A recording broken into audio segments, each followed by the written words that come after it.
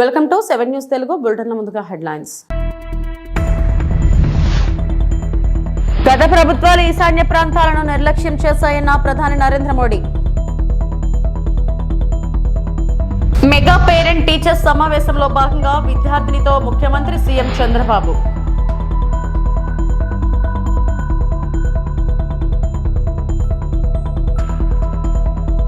తల్లిదండ్రులు ఉపాధ్యాయుల సమావేశంలో పవన్ కళ్యాణ్.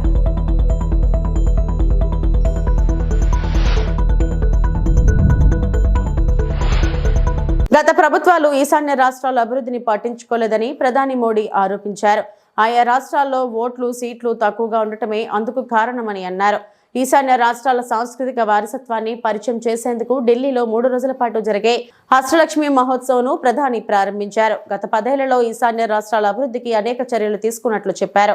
మాజీ ప్రధాని అటల్ బిహారీ వాజ్పేయి ఈశాన్య రాష్ట్రాల అభివృద్ధి కోసం ప్రత్యేక మంత్రిత్వ శాఖను ఏర్పాటు చేసినట్లు ప్రధాని తెలిపారు. గత దశాబ్ద కాలంలో కేంద్ర మంత్రులు 700 సార్లు ఇక్కడ పర్యటించారని, ప్రజల మనోభావాలు, ఆర్థిక వ్యవస్థ, జీవావరణంతో ఈశాన్య ప్రాంతాలను అనుసంధానం చేసుకుంటూ ముందుకెళ్తున్నామని మోడీ పేర్కొన్నారు. असम के मुख्यमंत्री श्री हेमंता बिश्व शर्मा जी, मेघालय के मुख्यमंत्री कोनराड सांगमा जी, त्रिपुरा के मुख्यमंत्री माणिक साहा जी, सिक्किम के मुख्यमंत्री प्रेमसिंह तमांग जी, केंद्रीय मंत्रिमंडल के मेरे सहयोगी ज्योतिरादित्य सिंधिया जी, सुकांता मजूमदार जी, अरुणाचल प्रदेश के उप मुख्यमंत्री, मिजोरम और नागालैंड की सरकार के मंत्रीगण, अन्य जनप्रतिनिधि, नॉर्थ ईस्ट से आए सभी भाई और बहनों, देवी और सज्जनों, साथियों, आज संविधान निर्माता बाबा साहब आम्बेडकर का महापरिनिर्वाण दिवस है। बाबा साहब का बनाया संविधान के 75 वर्ष के अनुभव हर देशवासी के लिए बहुत बड़ी प्रेरणा है। मैं सभी देशवासियों की तरफ से बाबा साहब को श्रद्धांजलि अर्पित करता हूं, उन्हें नमन करता हूं। साथियों, हमारा ये भारत मंडपम बीते 2 वर्षों में अनेक राष्ट्रीय अंतर्राष्ट्रीय कार्यक्रमों का साक्षी रहा है। यहाँ हमने బాపట్లలో జరుగుతున్న మెగా పేరెంట్ టీచర్ మీట్ లో ముఖ్యమంత్రి చంద్రబాబు పాల్గొన్నారు. ఈ సందర్భంగా పూర్వ విద్యార్థులు తల్లిదండ్రులకు నిర్వహిస్తున్న ఆటల పోటీల్లో ముఖ్యమంత్రి, మంత్రి లోకేష్, అధికారులు సరదాగా పాల్గొన్నారు. చదువు అనేది అన్నిటికంటే పెద్ద ఆస్తి. పిల్లలు బాగా చదువుకునేలా అటు టీచర్లు, ఇటు తల్లిదండ్రులు కూడా సహకరించాలి. అందుకోసమే మంత్రి లోకేష్ ఆధ్వర్యంలో ప్రభుత్వ పాఠశాలలో మొదటిసారి ఇలా పేరెంట్ టీచర్ మీట్ పెడుతున్నామని సీఎం చంద్రబాబు అన్నారు.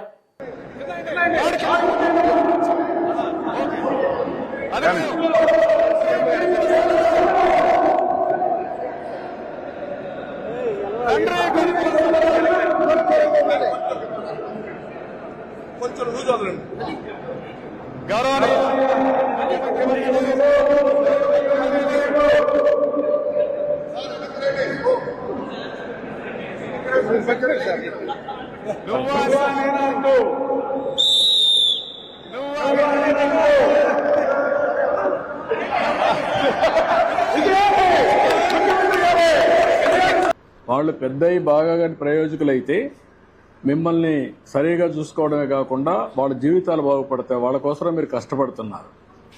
అలాంటప్పుడు ఆ పిల్లల చదువు ఎట్లుంది? చదువు అనేది పెద్ద ఆస్తి.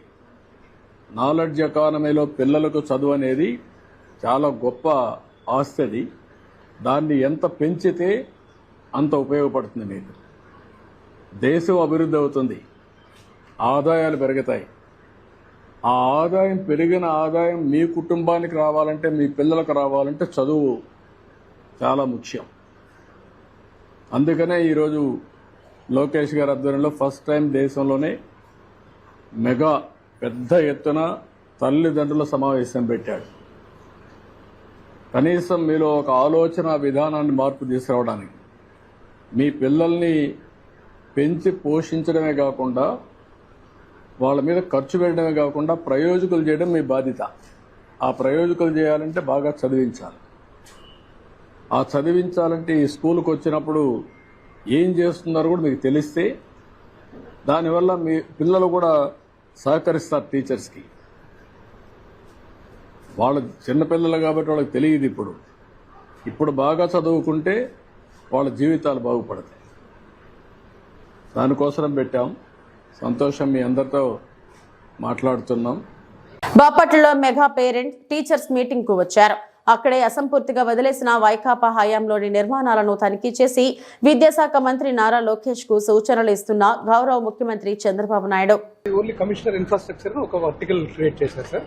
దాంట్లో ఇంజనీర్స్ పెట్టి can you create infrastructure corporation create చేసి ఈ 1000 కోట్లు 2000 కోట్లు 4-5,000 కోట్లు బారో చేసి మొత్తం కంప్లీట్ చేసేస్తాం. గవర్నమెంట్ ఆఫ్ ఇండియా ఇచ్చే డబ్బులు ఈ డబ్బులు కూడా తీసేసుకొని మొత్తం కంప్లీట్ చేస్తాం. 3 years టార్గెట్ తీసుకున్నాం సార్.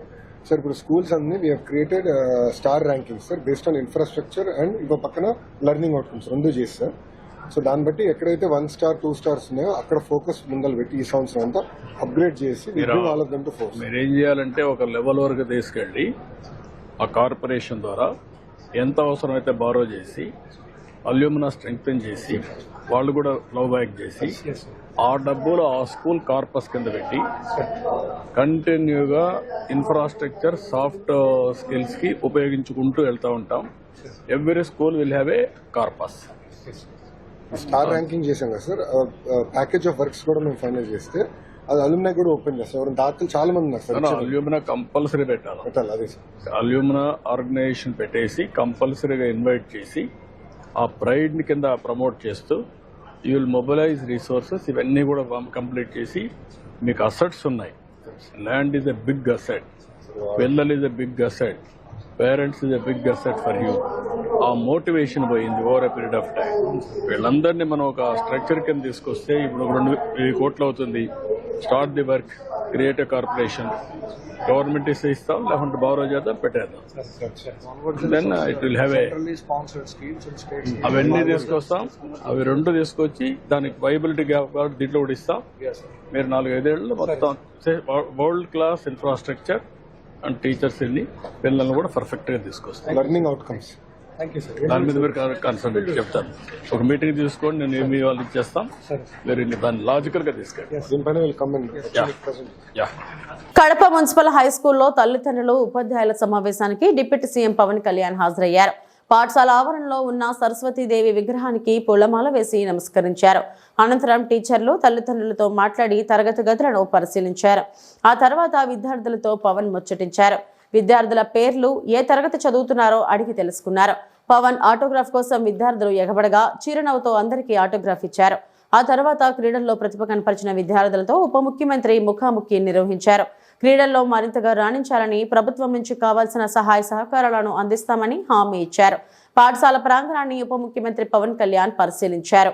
అలాగే మన వైఎస్ఆర్ కడప జిల్లాలో 36 మండలాల్లో ఉన్న 2,043 స్కూల్స్, 64,971 మంది విద్యార్థులు, 74,698 మంది విద్యార్థులను, దాదాపు 1,40,000 మంది ఈ రోజున మన కాలేజీలో మన స్కూల్స్లో చదువుతూ ఉన్నారు. దీనికి సంబంధించి ఈ ప్రభుత్వం చాలా బలంగా మేము మీకోసం పనిచేయడానికి ఉన్నాం. ఒక దేశం ఎంత అభివృద్ధిలో ఉంది అంటానికి హ్యూమన్ డెవలప్మెంట్ ఇండెక్స్ అని మనం ఉంటుంది.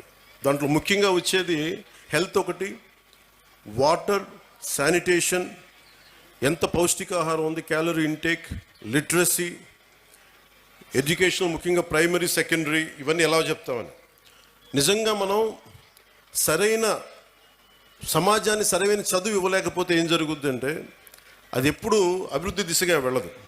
అందుకని ఈ డెవలప్మెంట్ ఇండెక్స్ని బేస్ చేసుకొని ఏ ప్రభుత్వం కానీ ఏ దేశమైనా దీనికి ముందుకెళ్తుంది. అలాగే అందుకనే ఈ ప్రభుత్వం నారా చంద్రబాబు నాయుడు గారి దీంట్లోని ప్రభుత్వం మీ భవిష్యత్తు కోసం చాలా బలంగా పనిచేస్తూ ఉన్నాం. దాంట్లో నాకు 3 అంశాలు మన అధికారులు, మన కలెక్టర్ గారు, ఎస్పీ గారు ప్రత్యేకించి చెప్పారు. ఒకటి, విద్యార్థుల భద్రత, 2 వాళ్ళకి సంబంధించిన ఈ మనకి విద్యార్థుల భద్రత, 2 మాదక ద్రవ్యాలు ఎక్కువైపోయినాయి, 3వది సోషల్ మీడియాలో, అలాగే సోషల్ మీడియా ఎలా ఉంది అనేది. ఏదైనా సరే మనం ఎలా వాడుకునే దాన్ని బట్టే ఉంటుంది. ప్రభుత్వాలు కానీ గత ప్రభుత్వాలు కానీ ఎవరైనా సరే ట్యాబ్లెట్స్ కానీ లేదంటే మనం కూర్చోబెట్టి సోషల్ మీడియాకు సంబంధించి ఐప్యాడ్స్ కానీ ఇచ్చారు అంటే అది మీ చదువుకు ఉపయోగపడతాయని, కానీ ఇది ఇంకొకలా వాడటానికని కదా, కష్టం, అది నాకు తెలుస్తుంది. కాకపోతే అది ఎంత మీరు నియంత్రించుకుంటారో, అందుకు తల్లిదండ్రులు చాలా పాత్ర వహించాలి దీంట్లో, మీ బాధ్యత చాలా ఉంటుంది దీంట్లో. అందుకని ఒకేసారి ఇండివిజువల్ టీచర్స్ కంటే కూడా ఇక్కడున్న విద్యార్థుల తల్లిదండ్రులకు కూడా నేను చెప్పేది ఏంటంటే, మీరు ఇక్కడున్న సమస్యల్ని మీరు కలెక్టివ్గా వచ్చే బలం వేరు. ఒకసారి తల్లిదండ్రులు మీకున్న ఇబ్బందులు కానీ, ఇందాక నేను ఒక 3 తరగతుల విద్యార్థులతో మాట్లాడుతుంటే చాలా సమస్యలు నా దృష్టికి తీసుకొచ్చారు. ముఖ్యంగా ఆడపిల్లలు, మేము క్రికెట్ టీం ఉన్నాం, మేము 12 మంది, మాకు టైం ఇవ్వట్లేదు, మాకు ఆడుకోవడానికి సరిపోవట్లేదు, మాకు కెరీర్గా మాకు స్పోర్ట్స్గా మేము అభివృద్ధి చెందాలి క్రికెట్లో అంటే నెట్స్ బాయ్స్కి ఇస్తారు కానీ మాకు అమ్మాయిలకి ఇవ్వట్లేదు అనే దృష్టి ఉంది, ఆ దృష్టికి తీసుకొచ్చారు. అలాగే ఇవన్నీ కూడా మీరు కూర్చొని మాట్లాడితేనే తెలుస్తాయి.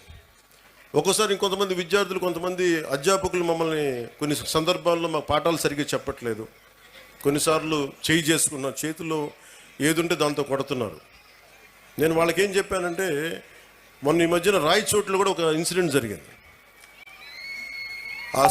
ఆ క్లాస్ టీచర్ ఇజాజ్ అహ్మద్ గారు అనుకుంటా, ఆయన ఏదో విద్యార్థులు గొడవ చేస్తుంటే ఆయన ఒక దెబ్బ వేస్తే ఆ విద్యార్థులను తిరగబడి ఆయన గుండెల మీద కొడితే ఆయన చనిపోయారు. సో అధ్యాపకులకు ఎంత బాధ్యత ఉందో విద్యార్థులకు కూడా అంతే బాధ్యత ఉంది. మీరు డిసిప్లిన్డ్గా ఉంటే మీకు బలం ఎక్కువ ఉంటుంది.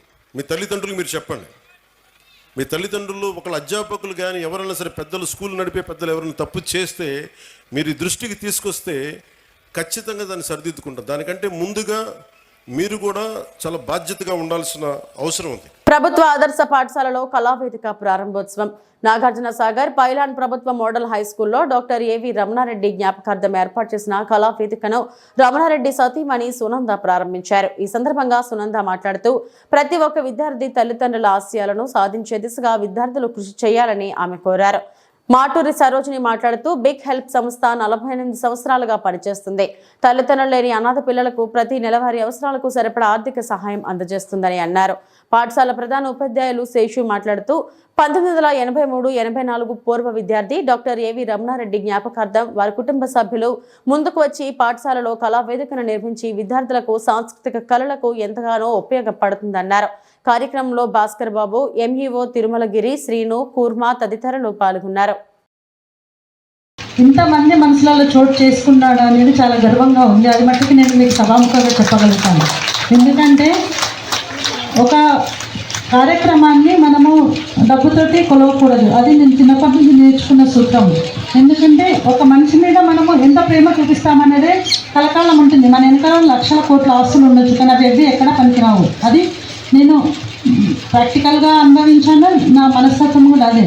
ఒక 10 మంది మనసులలో చోటు సంపాదించుకోవడమే గొప్ప అని అనుకుంటున్నాను. అది ఈరోజు మీ మనసులలో మా ఆయన ఉన్నాడు అనేది నాకు అది కోట్ల ఆస్తితో సమానం. నాకేం లేకపోయినా పర్లేదు, కానీ మీరందరూ ఉన్నారన్న అండతోటి నేను నా పిల్లల్ని ఆ స్థాయికి చేయిస్తానని కూడా అనుకుంటున్నాను. ఎందుకంటే ఇక్కడికి వచ్చే నుంచి నాకు మొత్తం ఈ పరిసరాల నిండా మా ఆయన కనిపిస్తున్నాడు.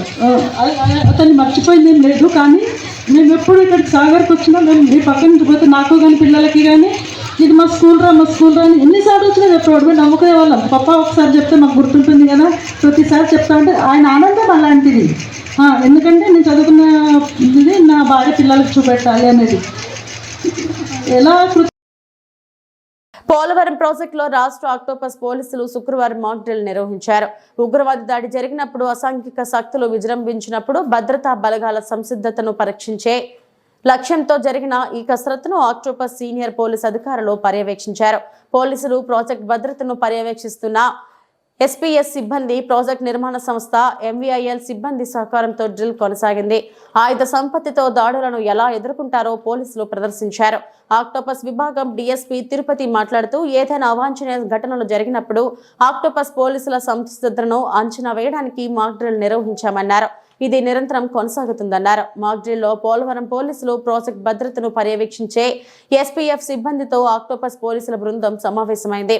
Polavaram SI SS Pavan Kumar, SPF CI Vijay Kumar పాల్గొన్నారు.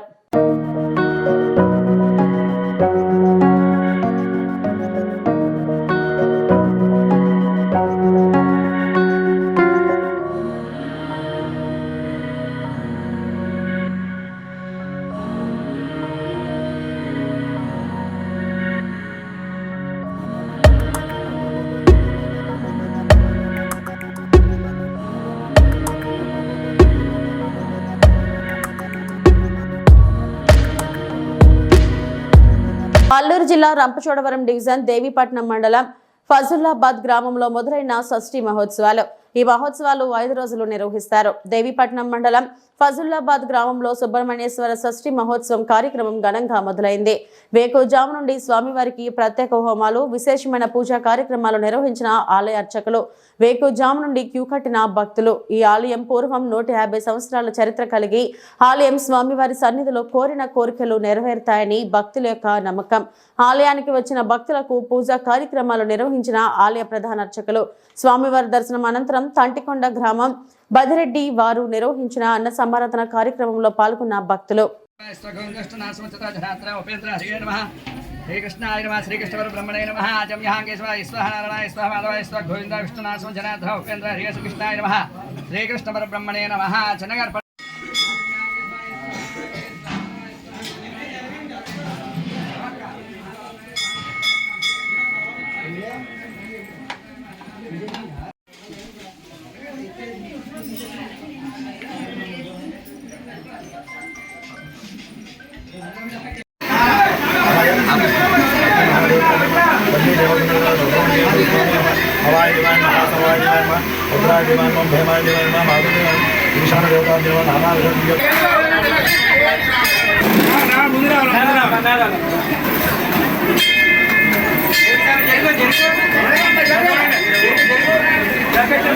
దేవసేన సమేత సుబ్రహ్మణ్యేశ్వర స్వామి దేవస్థానం ఫజుల్లాబాద్ అండి.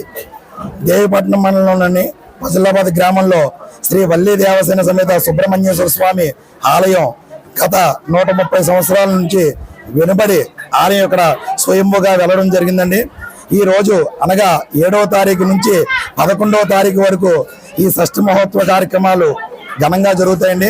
అదే కాకుండా ఈ రోజు షష్ఠి రోజు ఉదయాన్నే తెల్లవారుజామున స్వామివారికి అభిషేకాలు, అలాగే దర్శనాలు, అలాగే 6వ తారీఖు రాత్రి అంటే నిన్న రాత్రి స్వామివారికి విశేషంగా కళ్యాణోత్సవ కార్యక్రమం జరుగుతుందండి. అదే కాకుండా ఈ రోజు మధ్యాహ్నం 10 గంటలకి బడ్జెట్ వారిచే గొప్ప అన్న సమారాధన కార్యక్రమం కూడా జరుగుతుంది. అదే కాకుండా మా కమిటీ మెంబర్లు ఈ 5 రోజులు కూడా స్వామివారికి ఈ ఉత్సవాల్లో వివిధ కార్యక్రమాల్లో పాల్గొని భక్తులకి ఏ లోటు లేకుండా భక్తులకి అన్ని సదుపాయాలు కూడా వారు కల్పించడం జరుగుతుందండి. అదే కాకుండా నలుమూల నుంచి భక్తులు వారి వారి కోరికలు ఇక్కడికి వచ్చిన తర్వాత నెరవేరడం జరిగిందండి. అదే కాకుండా సుబ్రహ్మణ్యేశ్వర స్వామి ఈ కొండ మీద కొలువు ఉంటాం. ఈ చుట్టుపక్కల గ్రామానికి అంటే రాజమండ్రికి 30 కిలోమీటర్ల దూరంలో వెళ్ళడం జరిగిందండి.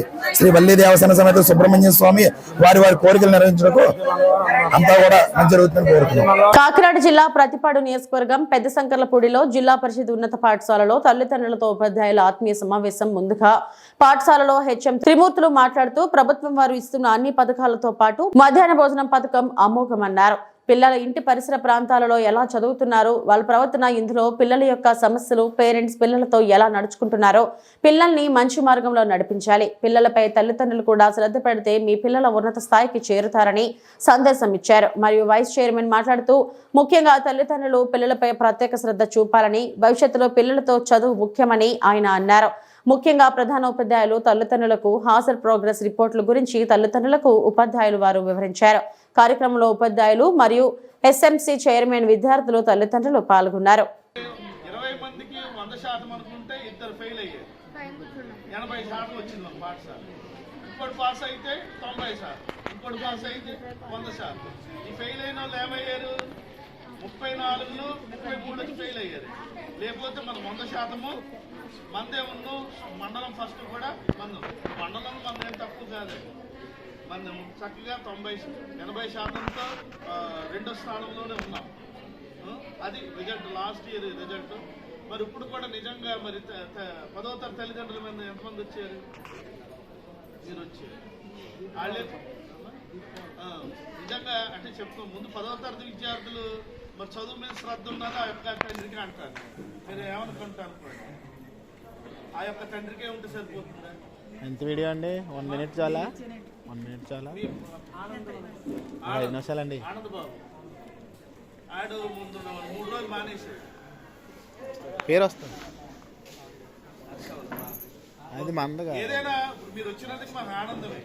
కానీ ఆనంద్ బాబు ఆడికేమో అపార్ కార్డు చేయిద్దామని మరి బతిమాడితే 2 నెలలు బట్టి బతిమాడితే మొత్తం మీద ఆడ రికార్డ్ అంతా రెడీ చేసుకొని ఆ మాట కొత్త ఫోటో కూడా నేనే తీసి అడిగించేసి దగ్గర పెట్టుకున్నాను. ఈరోజు వాళ్ళ అమ్మగారు వచ్చినందుకు ఆనందం. మరి కుర్రోడు వచ్చాడమ్మా అంటే చూసే డౌట్ వచ్చింది, నాడు వచ్చాడు లేదు. మా పాఠశాల తరఫున మీకు అన్ని సౌకర్యాలు చేస్తున్నాం. మీరు వేరే వేరే ఆఫీస్కి వెళ్తే గంటలు నిలబెడతారు. కానీ మేము అలా కాదు, వెంటనే రాసి ఇచ్చేస్తాం. మరి 10వ తరగతి విద్యార్థులు 25 మంది ఉన్నారు. 3 పేరెంట్స్ వచ్చారు. ఇలాగైతే మరి వాళ్ళు పాస్ అవుతారు, ఫెయిల్ అవుతారు చెప్పండి.